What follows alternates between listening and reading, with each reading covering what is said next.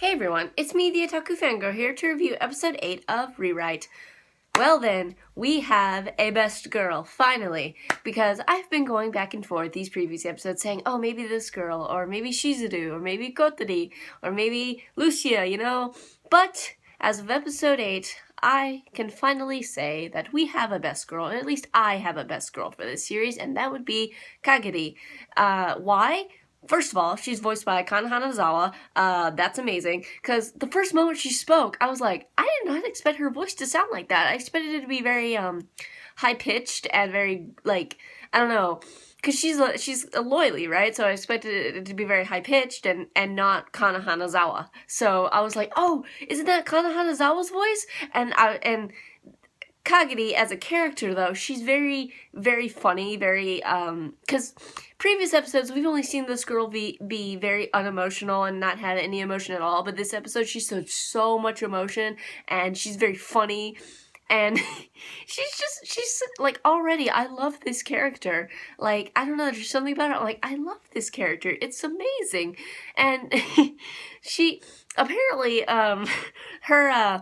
her outfit is part of her body, and I'm like, what? So I don't know if this girl is an alien or some scientific experiment. I don't know what's going on with this girl. What the heck? But she doesn't know much about the world, obviously, with her figuring out what coffee is or whatever. So yeah, that was pretty funny. But this episode was pretty much dedicated to her. For the most part in the beginning, but towards the end it was dedicated to all the other girls and what they're doing. Like Shizuru and Lucia are fighting the monsters, having a good time there. But this is what I want to talk about. So, Kotori is in the forest where we were in the previous episode, and that tree, and she's sitting at this table, and there's these, the monsters, the creatures around her, and, I'm like, okay, so is she like the controller of these creatures, or like is she some sort of forest god or something, or goddess? Like, I don't know what's going on with her, but something's going on with Kotori there. And also, the student council president, the blonde girl, I don't remember what her name is, but, and Chihaya, and her butler dude, I'll never forget him, because he's my best boy for this series, or husbando, really, but, anyway, so, yeah, they're doing their whole, I don't know what they're doing, but there's this old lady, and the blonde girl mentioned something about, like, a successor to the old lady, like, apparently old lady's gonna die soon or something like that, and she's supposed to be the successor to her.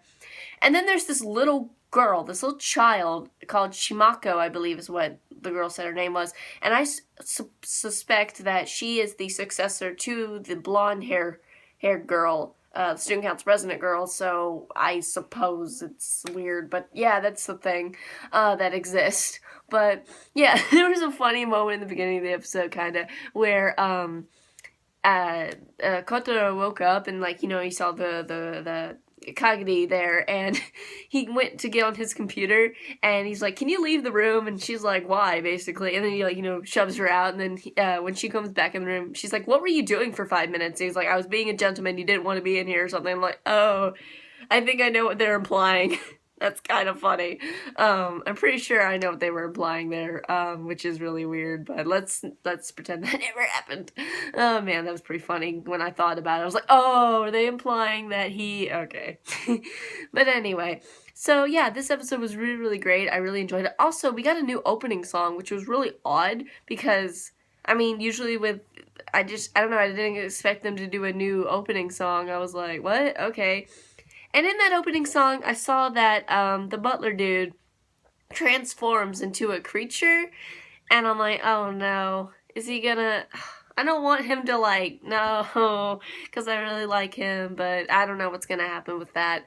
Now this series is getting real good. Now this is getting really, really good, and we have Best Girl coming in, we got all this stuff happening. This is, I think, where the series is really gonna take off and get really, really good.